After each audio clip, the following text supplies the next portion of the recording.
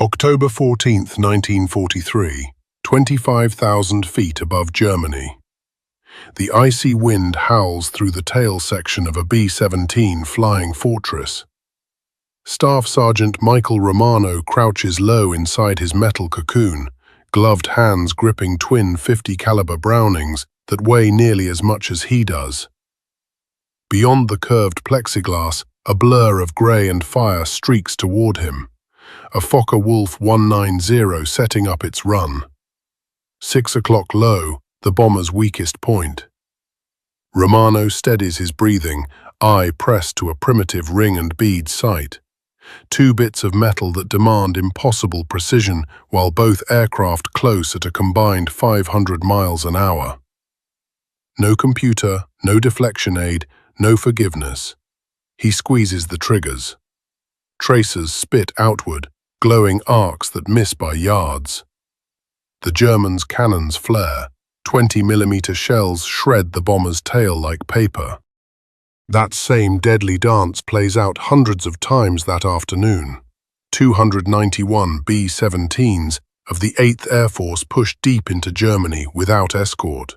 By sunset, 60 will vanish in smoke and flame. Another 138 limp home so battered they'll never fly again. 600 American airmen won't return. The numbers are brutal. At this rate, not one bomber crew can hope to finish the required 25 missions alive. When the after-action reports reach headquarters in High Wycombe, England, the verdict is damning. Tail gunners, supposedly the last shield of the flying fortress, hit their targets less than 8% of the time. German pilots know it. They slide in from behind, soak up a few seconds of wild return fire, and cut through the formation at will. America's grand strategy of daylight precision bombing teeters on collapse. But while generals debate in warm offices, one frustrated gunner on a cold English airfield is already sketching a forbidden idea. An idea engineers will call impossible, and which will ultimately triple tail gun accuracy and save thousands of lives. This is the story of the innovation the Air Force tried to ban, and the gunner who refused to stop. To grasp why Romano's design will prove so revolutionary, we first have to understand the impossible job tail gunners faced in 1943. The B-17 entered the war wrapped in myth. Armed with a dozen machine guns forming interlocking fields of fire, it was advertised as a flying fortress, a self-defending battleship of the sky. Reality tore that myth apart. When Romano arrived at Bassingbourn Airfield in August 1943 as a replacement gunner for the 91st Bomb Group, he was 19, a factory worker from Pittsburgh with no engineering background and barely a high school education. 6 weeks of training had taught him how to clear jams, gauge distance, and pray. The tail compartment awaiting him was barely larger than a coffin. He perched on a bicycle-style seat, boots braced against cold metal ribs, wrestling twin .50s through a slit of sky. His only sighting tool, that same ring and bead relic, little changed since the Wild West. To score a single hit, he had to estimate closure speed, guess deflection, allow for bullet drop, all while gasping for oxygen at 40 below. Even elite gunnery school graduates managed maybe 12% accuracy on calm test ranges. In combat, adrenaline, frostbite, and flak cut that to single digits. The Luftwaffe learned fast. By mid-1943, German fighters approached low from 6 o'clock, absorbed the feeble return bursts, and loosed cannon shells at point-blank range.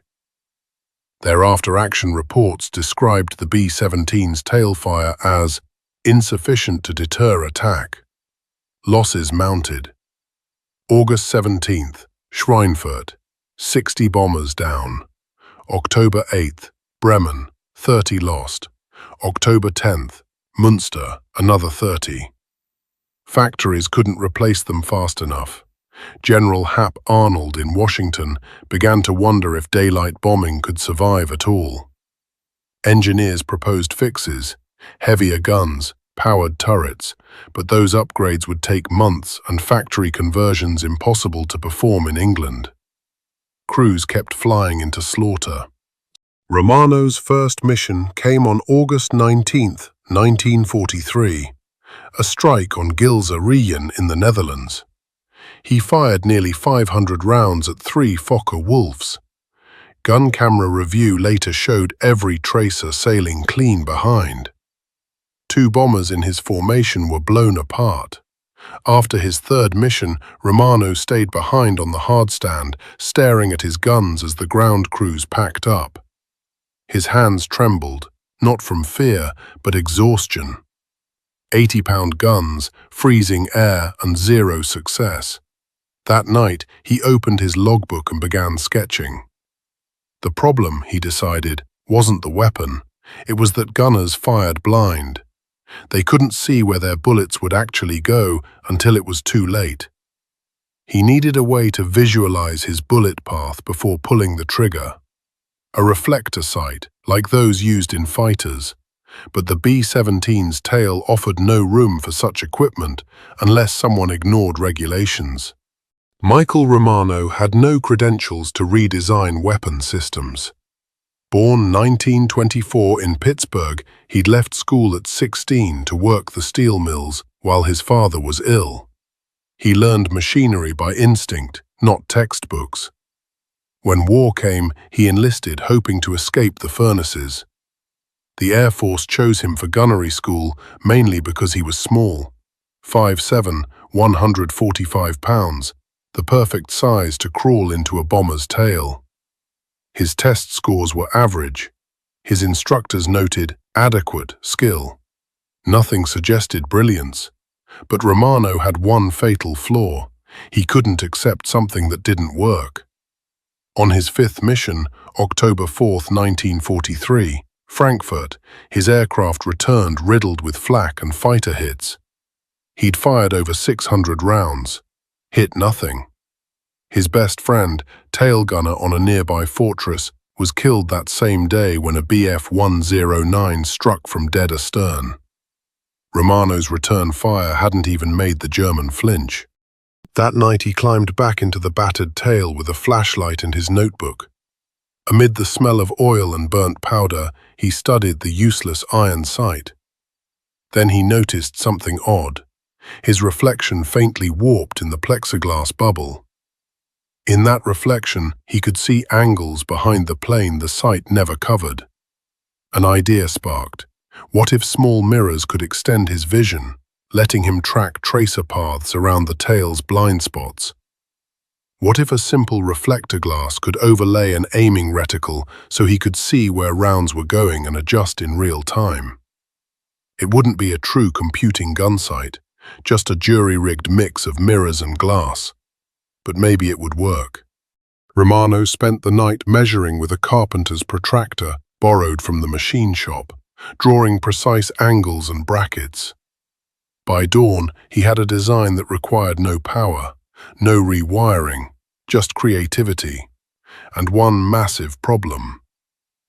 Army Air Force's Technical Order 01-20 EG-2 strictly forbade unauthorized modifications to defensive armament.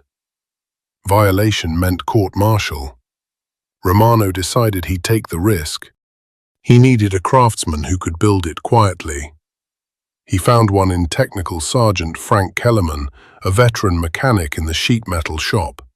38, from Detroit. The kind of man who could fix anything with scrap parts. Romano showed him the sketches on October 7th. Kellerman studied them for barely 5 minutes. "This is illegal," he said flatly. Romano nodded. "Yes, Sergeant. You're asking me to alter defensive weapons without engineering approval. That's 6 different violations." "Yes, Sergeant." Kellerman looked up again. "When's your next mission?" "Tomorrow, Münster." "Then we'd better hurry." They started after midnight, working in a shadowed corner of the hangar. Using scavenged materials, mirrors from broken navigation gear, plexiglass from cracked canopies, aluminum brackets from scrapped airframes. They cobbled together the unapproved device. The final piece, the reflector sight itself, came from a wrecked P-47 Thunderbolt. Kellerman remachined its mounts to fit the B-17's cramped tail. 3 convex mirrors were fixed on adjustable joints to give Romano peripheral vision of his tracer paths. By 4:30 a.m., the assembly was installed in his bomber, Knockout Dropper. It was crude but functional, bolted, wired, welded by hand. No one logged the change. No one was supposed to know. At dawn, October 10th, the crew of Knockout Dropper lifted off for Munster. Romano said nothing about the new site, not to his pilot, Lieutenant James Holbrook, nor to the armament officer. Over Germany at 10:15 a.m., a BFF 109 dived straight at the formation from 6 o'clock low. Romano swung the guns and looked through his improvised sight. The reticle floated bright against the enemy's outline. In his mirrors, he could see his tracer alignment. He fired a 3-second burst. The mirror reflections showed his rounds slipping behind. He adjusted, led by the width of the reticle, and fired again. The 109's engine erupted. The fighter flipped inverted, spiraling down in smoke. Romano exhaled into his mask. It works. When Knockout Dropper landed, he had his first confirmed kill. 20 minutes later, the celebration ended. During inspection, Master Sergeant Donald Pierce spotted the unauthorized hardware and reported it. Captain Richard Voss, the armament officer, arrived fuming. "Sergeant Romano," he barked, "would you care to explain the unauthorized equipment in your gun position?" "Sir, I installed an improved sighting system." "You did what?" Voss's voice rose. "Do you grasp the regulations you violated?" "Technical Order 01-20EG-2 forbids." "Sir, it works. I don't care if you shot down the entire Luftwaffe. Remove it immediately or face court-martial for destruction of government property." Lieutenant Holbrook tried to intervene. "Captain, my gunner just scored a confirmed kill." "Your opinion is noted, Lieutenant. The modification will be removed. That's final." By nightfall, every mess hall on base buzzed with the story of Romano's illegal site. Gunners crowded his table with questions. Field of view, installation time, mirror stability. The officers, meanwhile, panicked. Captain Theodore Morrison, Assistant Armament Officer, convened an emergency meeting. 14 officers attended. "Gentlemen," Morrison began, "we have a discipline problem. A sergeant has re-engineered his weapon using scrap parts. If every enlisted man does the same..." Major William Calhoun cut him off. "With respect, sir, that's nonsense. Romano shot down an enemy fighter. Our tailgun hit rate is 8%. Even a slight improvement could save dozens of planes." Morrison's jaw tightened. "We have no data. One engagement proves nothing." "Then collect some," Calhoun snapped. "Let him fly with gun cameras. If it fails, scrap it. If it works, maybe we should be building them instead of punishing the man who invented it." The argument boiled for hours until Colonel Stanley Ray, commanding officer of the 91st Bomb Group, stepped in. A World War I veteran, 53, pragmatic. "How many bombers did we lose last week?" he asked. Silence. 17, sir," Morrison admitted. "And how many fighters did our tail gunners shoot down?" 3, sir." Ray nodded slowly. 17 bombers, 680 men, for 3 kills. "Captain, your concerns are noted, but I'm more concerned about losing 17 goddamn airplanes every week because our defenses don't work." He turned to Romano. "Sergeant, your modification stays. You'll fly the next 3 missions with gun cameras recording every shot. If your accuracy improves, We'll make it official. If not, you'll face charges. Understood? Yes, sir. Ray looked around the room. Meeting adjourned, and somebody get me a copy of those mirror drawings. October 14th, 1943. Over Schweinfurt, Germany.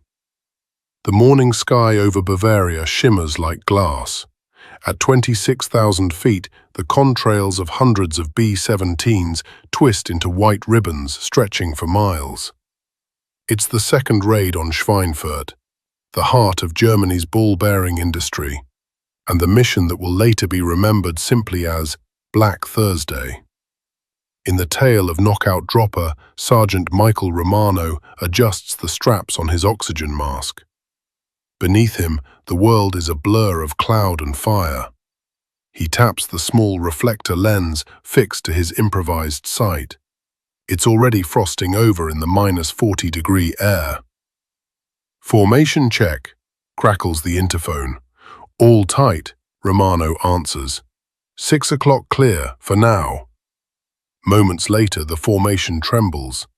Bandits, 9 o'clock high. German fighters slice through the clouds. Fokker-Wulfs and Messerschmitts diving straight for the bombers' tails. Romano braces. Through the glowing reticle, a dark cross fills the center. He squeezes the triggers. Tracer streams arc bright orange across the sky. In his mirrors, he can actually see the pattern curving toward the oncoming 190. He nudges the aim point, fires again. Impact. The enemy's right wing bursts into flame. The aircraft rolls and disintegrates. Romano yells into his mask, "Splash one!" The adrenaline floods back. The new sight works again. Clean, fast, lethal. But celebration is short. A second fighter slams through the formation, its cannon shells tearing through Knockout Dropper's fuselage. The right horizontal stabilizer shreds. Warning lights flash red. Romano keeps firing until the attack breaks off. When the bomber limps home to England 8 hours later, its tail is half gone. The gun cameras confirm 2 kills, both by Romano. That night, Colonel Stanley Ray orders all footage sent to High Wycombe for review. The analysis is staggering. Romano's accuracy has jumped from 8% to 27%. For the first time, a B-17 tail gunner has outshot the Luftwaffe. At first, Air Force Command refuses to believe the numbers. The results, they claim, must be coincidence. Lucky angles, favorable light, anything but engineering. 2 weeks later, Major Harold Blythe of the 8th Air Force Armament Section arrives at Bassingbourn to conduct an inspection. Romano and Sergeant Kellerman are ordered to demonstrate the unauthorized device under supervision. In the hangar, Blythe circles the modified tail turret, hands clasped behind his back. "You're telling me this pile of mirrors and scrap glass triples your hit rate?" Romano nods. "Yes, sir. It lets me correct in real time. I can see my tracers adjust." Blythe shakes his head. "You realize you've violated 5 technical orders."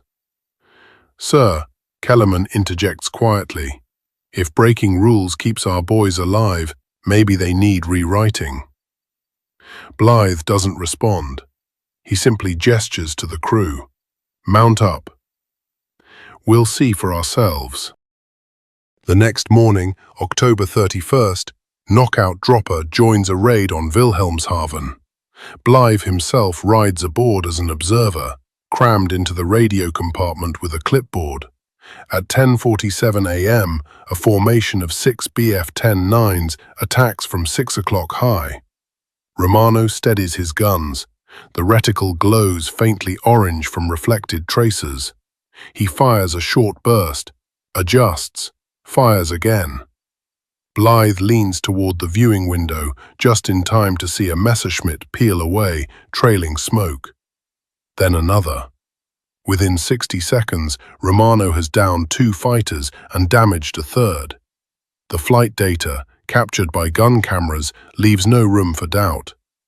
Blythe signs his report the next day. Field modification demonstrates measurable improvement in defensive effectiveness. Recommend immediate technical evaluation. It's the closest thing to an official endorsement Romano could have hoped for, but headquarters still hesitates. When the report reaches Air Materiel Command in Dayton, Ohio, the engineers bristle. The device isn't built to spec, has no electrical certification, and, worst of all, wasn't their idea. Colonel Ray receives a curt telegram. Unauthorized alterations are to be removed pending further study. Distribution suspended. He reads it twice, then crumples the paper in disgust. They'd rather lose airplanes than admit an enlisted man beat them to it, he mutters. Yet quietly, Ray keeps Romano flying with his sight intact. Meanwhile, word spreads through the 8th Air Force. Crews from other bomb groups begin showing up at Bassingbourn, asking to see the miracle tail gun. Some copy it from photographs, others barter with mechanics for scrap mirrors. Within weeks, at least a dozen fortresses carry bootleg versions of Romano's design. To the men who fly, regulations mean little compared to survival. Romano's 7th mission since the modification. The air is silver and still, the horizon lit by thin winter sun. Halfway to target, 20 German fighters rise to intercept. The first pass comes from behind as always, but this time Romano's mirror array catches the lead attacker early. He swings the turret, anticipates the curve and cuts loose. The enemy bursts apart in a flash that blinds him momentarily. In his mirrors, he catches another approaching from low right, fires, misses. Adjusts, fires again. Pieces of the 109 scatter through the air like shrapnel. Inside the interphone, his pilot's voice is half laughing, half disbelieving. "Jesus, Mike, are you keeping score up there?" Romano just grins into his mask, trying to make headquarters notice. By day's end, Knockout Dropper returns with 3 confirmed kills and 0 damage. Even the skeptics run out of arguments. Yet official channels remain silent. No commendation, no technical adoption. In December, the Armament Board declares Romano's mirror sight operationally beneficial but non-standard, code for ignore it. To headquarters, admitting a low-ranked gunner's garage-built contraption works better than factory-approved systems would undermine authority. Still, the crews know. They begin referring to Romano's contraption simply as the tail eye. By Christmas, nearly 50 bombers across England carry some version of it. Kellerman keeps manufacturing mirror brackets from wrecked aircraft under the pretense of repairs. Romano mails hand-drawn diagrams to any gunner who asks. The Army doesn't sanction it, but it can't stop it either. January 11th, 1944. New year, new tactics. The 8th Air Force finally introduces long-range P-51 Mustang escorts, a revolution that will shift the air war entirely. For the first time, bombers have fighter cover all the way to Berlin. Losses plummet overnight. But inside the squadrons, the tail eye remains a quiet staple. Gunners trust it. Commanders quietly allow it. Romano, now a seasoned veteran with 15 missions behind him, mentors rookies. He teaches them deflection, patience, and the art of reading tracers through the mirrors. When asked if he fears punishment, he laughs. After what we've seen up there, a court-martial would be a vacation. In February, tragedy strikes. During a raid on Leipzig, Kellerman's maintenance team is caught in an air raid on the ground. A fragmentation bomb hits the sheet metal shop. 2 mechanics are killed, and Kellerman loses his right hand. From his hospital bed, he tells Romano, Promise me you'll keep building them." Romano nods. "You have my word." He spends his off hours in the hangar, cutting, drilling, assembling. When spare mirrors run out, he scavenges from crashed German fighters, their optics often superior to American ones. Each sight he finishes bears a small scratch on the bracket, FK for Frank Kellerman. By spring, nearly the entire 91st Bomb Group's tail sections gleam with those telltale mirror mounts. March 6, 1944, first daylight raid on Berlin. Over 1,000 bombers thunder east. German fighters rise in swarms. Romano, manning his tail position, watches the sky fill with streaking contrails. The radio buzzes with frantic chatter. "Bandits everywhere." He breathes slowly, aligning his reticle. 2 FW19s close in from dead 6. He opens fire, long controlled bursts, walking tracers directly into the lead fighter's fuselage. It disintegrates mid-air. Seconds later, the wingman jerks upward, trying to roll away, too late. Romano's stream of fire cuts across its belly. Another explosion. His pilot yells, "That's 2 more!" "You're on fire today, Mike." Romano only answers, "They'll stop coming if we can all shoot like this." The gun camera film later confirms 4 kills that day, a record for a single tail gunner on one mission. Colonel Ray personally forwards the footage to High Wycombe with a simple note. "Recommend mass production of Sergeant Romano's tail sight. Results undeniable."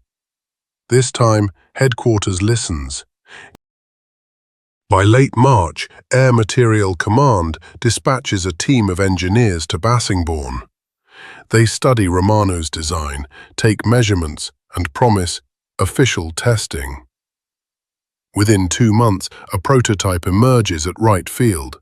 Sleeker, factory-made, based heavily on Romano's mirrors, but renamed the Type K reflector tail sight. Romano receives no credit. The design is classified. When Colonel Ray confronts the brass, they reply curtly. The concept originated from internal research. But the crews know the truth. They nickname the new model the WWII. Summer 1944. The Allies prepare for D-Day. The new reflector sights roll out quietly across bomber groups. Accuracy doubles. German attacks grow increasingly costly. Romano himself is rotated stateside in July after completing 25 missions, a survivor against impossible odds. Before leaving, he walks the flight line one last time. Each B-17 tail gleams with the glint of his once forbidden invention. Kellerman, now recovering, salutes him with his left hand. "You changed the way we fight," he says. Romano shakes his head. "We just gave the guys a better chance." As his transport lifts off for home, the silver formation beneath him climbs eastward toward Germany, armed with mirrors, glass, and hope. August 1944, Wright Field, Ohio. Far from the skies of Europe, the war sounds distant. A hum of machinery instead of engines, the buzz of drafting tables instead of gunfire. Inside a guarded hangar at Wright Field, engineers crowd around a polished mock-up of the Type K reflector tail sight. Its brass placard bears no name, not Romano's, not Kellerman's. Just U.S. Army Air Forces, Experimental Armament Division. Technical officers debate viewing angles, optical clarity, mirror alignment. None of them have ever fired a gun in combat. None have felt the tail section shudder under cannon shells. But their design looks good on paper, and in wartime, that's all the approval it needs. Within months, production orders go out. The Type K reflector tail sight becomes standard equipment on late-model B-17 and B-24s. A quiet revolution born from a rule-breaking gunner's imagination. No ceremony, no medal, just efficiency reports and statistics. and in those numbers, a transformation no one can deny. By autumn 1944, bomber losses have dropped by half. Fighter escorts like the P-51 Mustang rule the air, but gunners still play their part, sharper, faster, deadlier. Crews returning from missions report that enemy attacks are breaking off earlier, German pilots keeping wider distance, their confidence shaken. Behind those subtle shifts lies the mirror sight's legacy. For every fortress that makes it home, for every gunner who now has a fraction more time to live, Romano's midnight sketches echo in silence. Yet official records omit his name entirely. Romano is reassigned to Kingman Army Airfield in Arizona as a gunnery instructor. The desert heat feels unreal after months of frost-bitten skies. Each morning, he watches green recruits line up at the firing range. Boys barely old enough to shave, gripping .50 caliber machine guns they can hardly control. He teaches them deflection, discipline, and patience. Don't yank the trigger, he says. Think ahead of the enemy. See the path, not the bullet. Few know they're learning from the man whose idea reshaped bomber defense. To them, he's just Sergeant Mike, the quiet instructor with a strange way of talking about mirrors and angles. At night, he sits on the barrack steps, sketchbook in hand, designing improved turret layouts that will never leave the page. War has a short memory for innovators without rank. March 1945. The war nears its end.